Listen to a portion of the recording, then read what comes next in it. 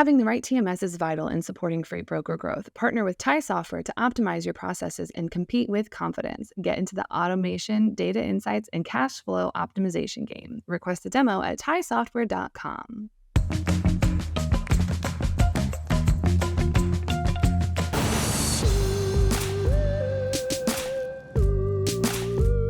Welcome back to another edition of Check Call. Today we're covering all things warehousing. Don't forget to subscribe to Check Call the newsletter on FreightWaves.com if you haven't already. Today we are joined by Steve Denton, CEO of Where2Go. Welcome to the show, Steve. It's exciting to be here, Mary. Thanks for the time, and I'm really thrilled that we get a chance to talk today. Excited for our conversation. I am pretty excited about this. Before we get too far into it, though, let's get some background on you and kind of why you started at Where2Go. Well, first and foremost, I'm old, so that's a long story. So let's try to make it short, right? I actually didn't start Where2Go though. Where2Go is an incubation idea that came out of an incubation lab at UPS, and fascinating story how 200 ideas came in. It was one of two that got funded, and one that got to go forward. And then UPS made the decision in 2017 to set it up as its own entity, as a tech company, to go fast, take in outside money. And myself, here's my short story: 5 years at Pepsi, 9 years at FedEx, 18 years starting and selling digital companies. So I was in the digital media space, sold a company to Rakuten, sold a company to eBay.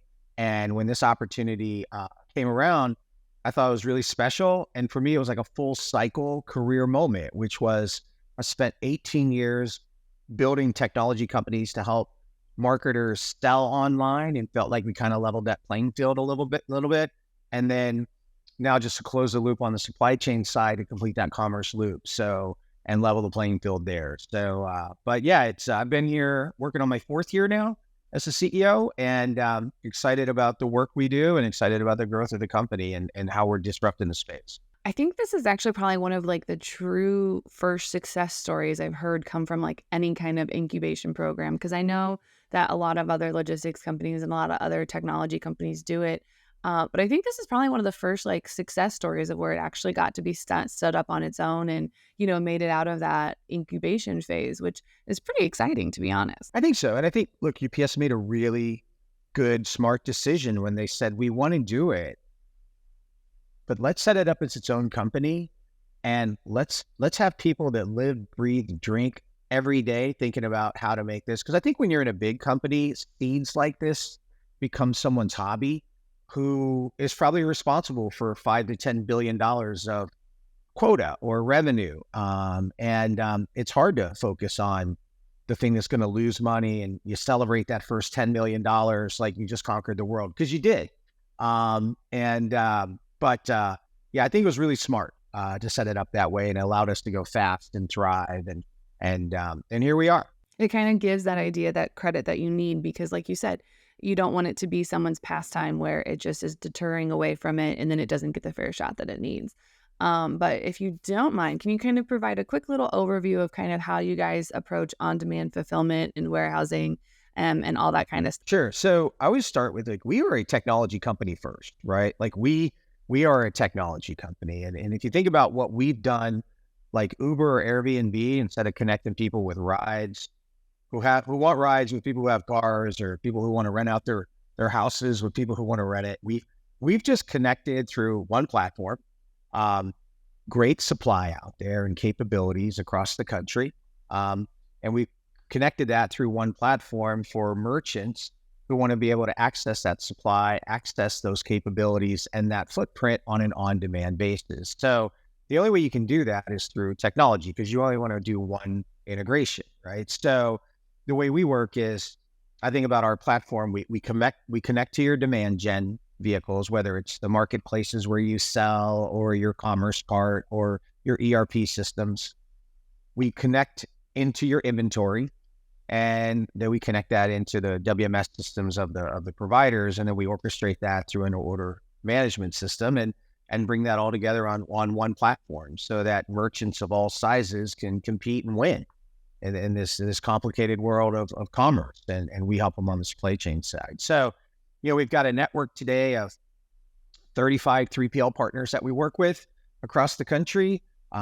We also partner with retailers like the Gap and leverage their supply as well, and make that available to merchants on an on-demand basis when that fits their needs. And it's a really great model in the sense that you think about capital is not cheap right now, and investing in warehouse space and investing in long-term contracts are really challenging. And when you can be in a variable compensation standpoint and a variable cost model in your supply chain, it's a winning proposition, right? And in good times, it helps you scale up really quick without the lead times. And in challenging times, it helps you to either readjust based on where you are or make the pivots that you need to make. So there's 180 of us where-to-goers across the country working with great partners and hundreds and hundreds of clients to help fulfill those commerce obligations through the supply chain. I really kind of like that approach because I think I was reading something the other day where like new warehouse starts were like the most abysmal rates they've been at in like years. It's like since like 2018 or something. Like it's the lowest amount of new warehouses being built. Obviously, those that are already broke ground will finish eventually. But it's one of those where like, if you are a small to medium sized shipper and you are growing, you do need that space. It's not feasible for you to go try and build a whole warehouse. Like that's an insane amount of money. But if I just need a little extra space here and a little extra space there, because also, through your option, I have the ability to kind of almost more or less kind of pick the area that I want. It doesn't have to necessarily be wherever I can find space. It's just kind of, oh, this works for me and this is the area I want it to be in. Absolutely. And it shouldn't be like where you think you should have your inventory. It's where your sales are, right? Like the whole thing with the model, like people ask me all the time, like, Steve, why do you have 35 warehouses? And you throw the Gap in there, it's 42. Well, it's footprint, but it's also capabilities and capacity. But you want to have your inventory within a 2-day ground footprint of your customers, right? Like you want to be able to offer that Amazon Prime-like experience. You want to be able to offer sustainable options that are really important in today's connected consumer. And, a lot of our clients, they grew out of their own warehouse, or maybe they still have their own warehouse and it's in New York or California, and they want to augment it with our network. Or maybe they're in a 3PL relationship and they want to augment it with an incremental footprint in maybe like metro markets or things like that. So that's what I love about our business. It allows us to meet our customers where they want to be met with a flexible network versus forcing them to meet us with our stack and where we are. Like we have flexibility to do that.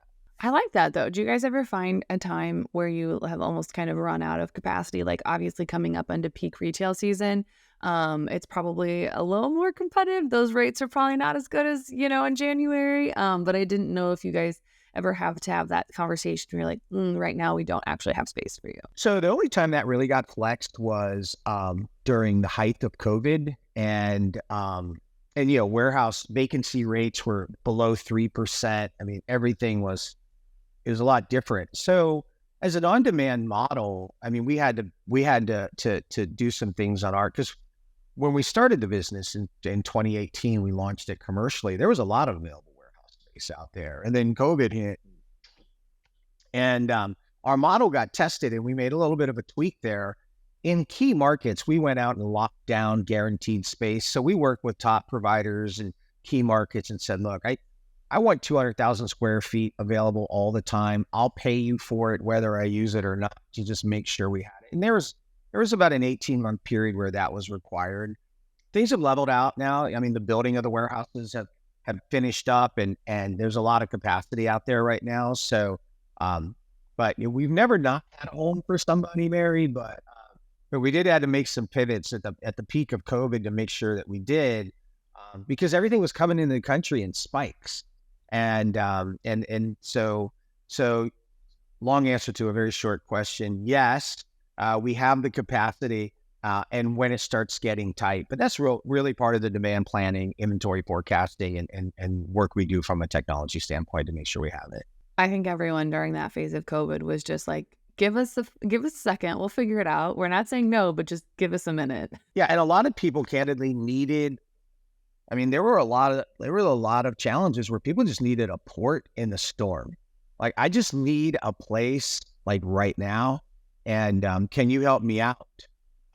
And we were able to help folks out with that, and at the same time, really help people grow and expand their business. So So this platform that you were talking about earlier that you have everything on, is that the same platform? Or does it kind of integrate seamlessly into that warehouse's picking operations where they don't have one device for, like, for example, if it's the Gap, they don't have one device that's the Gap and one that's for you guys. It's just all one. They're just going and picking whatever's on the sheet. yeah, so our platform it's called Fulfillment View.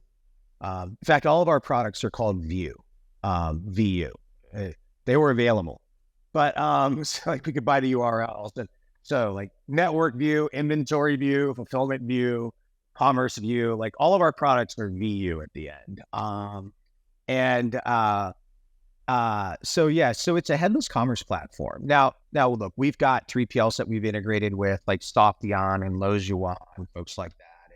And sometimes when you go into supply, Mary, they've got a homegrown system there, and you want something a little more modern, or you want something that meets the needs for kitting and FBA prep and retail compliance.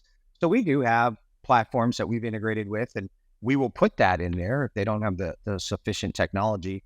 But if it's a facility like the Gap or some of these other folks that have sophisticated technology, then we connect through APIs and webhooks into their stack. And that's, so I always think about it like a headless commerce platform. Like we'll connect to the demand where your demand is. We'll connect to the supply. Like I love a world where we connect into your warehouse. We have you in two of our warehouses in a drop shipper, right? And we're connected to your Shopify site, and the orders come in, they get orchestrated out, and you're doing all that on one platform, one view of your inventory. And so yeah, it's a headless commerce platform. And look, there's a school of thought, Mary. A lot of my competitors have built WMS systems and they want to solve it. And I'm not saying one's right and one's wrong. Like everyone's got their approach, but we looked at the world and said, let's meet you on the technology stack where you want to be met. And if you don't have a good technology stack, we've got one for you, but let's try to meet you where you want to be met. Basically, you're single-handedly trying to get warehouses off of dot matrix printers and AS400. Well, look, those green screens were really, really great. And we actually have two of our warehouses that are on green screens right now, and their productivity is insane. Amazing, because they've got that wired for like the last 30 years. And but we found a way to connect. But yeah, so it's important that you meet them where they need to be met. There's always a way to connect eventually. You just got to dig hard enough. But hey, if AS400 don't broke, don't touch it, because if you try to fix it unnecessarily, it's going to break. I saw one 6 months ago. I couldn't believe it. I was in one of our warehouse partners. They had it in a certain area of their warehouse for some specific work. And I was like, is that an AS400? Like, and the guy was like, yes. I was like, how do you even support that? Like, where's the support on that? He goes, it really doesn't break. And I'm like, okay. So anyway. So I guess one of the challenges, I don't know if this is something that you guys handle or if it's more of your warehouse partners, but one of the big things that's happening in warehousing space is labor, that kind of labor demand and making sure staffing requirements are there. Is this kind of something that you guys help with, or is it more of just your warehouse partners handle it and, you just facilitate the technology bridge between the two? Yeah, no, it's the former, because the warehouse partners, when we certify a warehouse partner, there's SLAs that they have to meet and obligations that they have to meet. And that's really hard to do if we don't get demand planning right. And because it's not funny. If you don't get demand planning right, you're never going to get inventory slotting right. Like people talk about inventory management. I'm like, you need to start with demand planning first, right? Before you even start thinking about inventory, and then you can think about labor. So obviously it's critical, and especially during peak, to be able to, whether it's coordinating with your carriers for extra trailers, labor, and the other thing is the day of the week is really critical, because the shift that happened during COVID that's not going away is Monday you need about 3 times more people working in a warehouse on Monday than you do on a Thursday. Like weekends now are table stakes. It's required. That used to be extra. Monday is the busiest day of the week for you, and staffing for that is really hard. So our clients submit forecasts to us on a weekly basis or every other week basis, but people really struggle with that. It doesn't matter if you're a 20-person company or you're a Fortune 50 company, they all struggle with demand planning. So we've invested a ton in, various machine learning, AI technologies, and for self-interested, right, to get the labor planning right. So we actually submit to our clients, especially during peak, a forecast and say, hey, does this map up with what you're seeing? Because here's what our technology is showing us. Getting access to their promo calendar is really critical, because that's going to drive a ton of the demand. So access to the promo calendar, our technology, our folks working to create forecasts using our machine learning, really critical. And that allows us to do that. We don't always get it right, Mary. And certainly you never want to put yourself in a situation where you're saying, hey, my forecast is better than yours to one of your clients. Like that's a losing proposition. But we start to guide them, and it's really critical. And we share those with our warehouse partners, but we are actively involved in that with our partners. Key things there are email drops, promo calendars, and then any kind of special sales. And as we think about peak this year, we've surveyed the clients and we've done a lot of external surveying. And the consensus is more frequent, shorter burst sales. So not these things you see for 2 weeks or 10 days, but like literally a whole bunch of short bursts of sales, and allowing merchants to be able to pivot and get against that demand. So really critical on our side. Like right now, we're filming this. It's Amazon Prime Day. Like there's a lot going on. And the thing is, a lot of that peak happened 2-3 weeks ago with FBA prep. It had to be in the Amazon warehouses 3 weeks ago. So that peak happened for the FBA stuff about 3 weeks ago. So almost kind of leading into peak season, you're looking at starting to get some of the FBA prep in now. So then it's just kind of there so it can just go out as quick as possible. Because honestly, in this world, even if I'm not shopping at Amazon, I do want my stuff pretty quickly. I don't enjoy waiting like a week for something to arrive. I typically want it within a day or two. And I know that's a very spoiled way because it hasn't always been that way. But yeah, I very much am happy that everyone is getting on that, those more regional distributions hubs and everything like that. Well, if you were buying from merchants in the Where to Go network, you'd get them all in 2 days or less. And it would be carbon neutral. Because the one thing about our network, Mary, is like we don't even compromise on this. It's built into the rate card. We absorb it into our cost. Every shipment that we handle through our network outbound, and if we control the inbound, we buy the offsetting carbon credits for it. It's built into the rate card. It's part of how we do business, and it's really important to our culture as a company. Also, a lot of our clients who are mid-market clients, it's hard for them to do. And then lastly, consumers. I mean, when I see 68% of the consumers are sharing that, hey, you need a sustainable option to make you more attractive as a merchant for me to buy from, that's important for merchants to be able to offer that up. So just another thing that we do to enable that, which is important. That is absolutely huge, because there's so many people that, like myself included, I will, if someone claims to be eco-friendly or have like green practices, I dig in and I'm like, is this actually green? Like, what are you actually doing? Or is this just you publishing out marketing materials? Because if you're just publishing out marketing materials, I'm done. I'm not a big fan. This is greenwashing. This is not right. You need to actually do something about it. But I know that more and more consumers are demanding that. They want that visibility into that carbon emissions and into all that stuff, which personally I'm here for. But that's also, I'm pretty partial to living on the earth. So. Oh, that reminds me, that's another one of our products, Carbon View. I guess Carbon View allows people to track their carbon emissions. Allows our merchants to see what that is, and we create that because we're buying the offset. So it's really important for them to understand that's what they're benefiting from. Yeah. Okay. I mean, that's going to play into, whenever more and more shippers, especially outside of the state of California, are going to have to release those carbon credits or disclose them. So look at you guys being all the answers for everybody. Not all the answers, just trying to solve some of the more important ones. So yeah.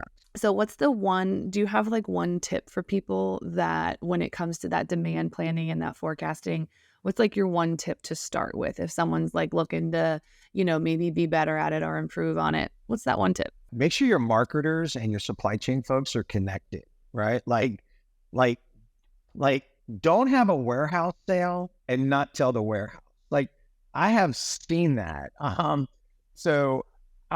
really have seen that. I have seen partners of ours have a warehouse sale on their website, and I know where their supply chain, and I'm like, you got to tell your warehouse when you're going to have a warehouse sale. Like, that's really, really important. But it speaks to how important it is because look, Mary, supply chain is not a standalone thing, right? This is a commerce ecosystem, right? It is one commerce because your consumers don't care, right? They're not differentiating from your email and your return policy. Like that is their experience with you as a brand. And supply chain is part of that commerce experience. So if your marketers and your supply chain folks aren't connected, then that's going to be your first start. And when I mean connected, like I think like a lot of companies use agencies for demand gen. I think your agency should have access to part of your supply chain technology to see where your inventory is, to see what's moving, to see what's not moving, so that they can geofence or maybe do regionally based promotions. Like having access, these two things connected are critical. Because if you get one right, if your demand gen is great and your supply chain falls through the floor, then you're just going to drive a bad experience and your return rate's going to be too high and you're going to get bad reviews. So the one thing, it's so simple.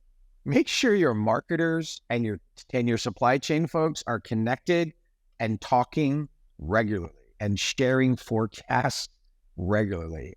That is step one. I would have to wholeheartedly agree, having sat right in between sales and marketing and pricing and procurement and everything like that. Having sat in between those two, the screaming matches and shouting matches that would happen is excessive. So I think that's probably one of the best things that I've heard. Don't have a warehouse sell and not tell your warehouse. Like really bad idea. All right. Well, we are running out of time today. So there's a question that everyone comes on the show has to answer. And it might be the hardest question that you're asked all day. Are you ready for it? I am ready. Can't wait. Is a hot dog a sandwich? Is the hot dog like, are you eating that? Are you on a carb-free diet? So you just got a couple of them on a plate, or is it wrapped up in a bun? Because if it's, go ahead. I was going to say, I would think like a traditional, you go to the baseball game and get a hot dog, but I'm open to any interpretation. So look, I think about it like this. If it's on bread, it's a sandwich, right? If you chopped up a hot dog and put it in a tortilla shell, that's called a taco. If you put it in a burrito wrap, it's a burrito. So I think the container dictates that that's a sandwich, like a breakfast sandwich. So I would say a hot dog with bread is a sandwich. If you're keto friendly and carb free and you're just eating hot dogs on a plate, then not a sandwich, just a piece of meat on a plate. But that's my thing. That's my thinking. If it's on bread, it's a sandwich. That's fair. I like it. I've also been known to eat a hot dog just on a plate with a fork after you dip it in some mustard. Not a sandwich. Not a sandwich. All right. So if anyone wants to discuss your hot dog as sandwiches or demand planning or how to have a conversation with their marketing team about when to have warehouses sales, where can they find you outside the show? I'll be in Santa Barbara tomorrow, so look for me on State Street. But for those of you who are not going to be there, I would three places. One, I think the Where to Go, LinkedIn and Instagram. Our Instagram, I think, is pretty good, but I'm biased, right? But certainly there. But me personally, reach out on LinkedIn. I'm pretty easy to find. I'm Stephen Detton with a PH, Where to Go. I look like this. I don't have a picture from like 25 years ago. And you're like, versus real life. It's pretty recent. And we're steve.detton@wheretogo.com. And would love to hear from you. And always looking to talk to folks who need help or want to share some great ideas on what's going on in the space. Awesome. Thank you so much for joining us today. Thank you. It was a fun conversation and I appreciate the time. Thank you. Find Check Call the Podcast anywhere you get your podcasts, like Apple Podcasts and Spotify. Don't forget to check out all the other incredible FreightWaves podcasts, such as Loaded and Rolling and Great Quarter Gals. Don't forget to subscribe to the newsletter on freightwaves.com/checkcall. See you on the internet.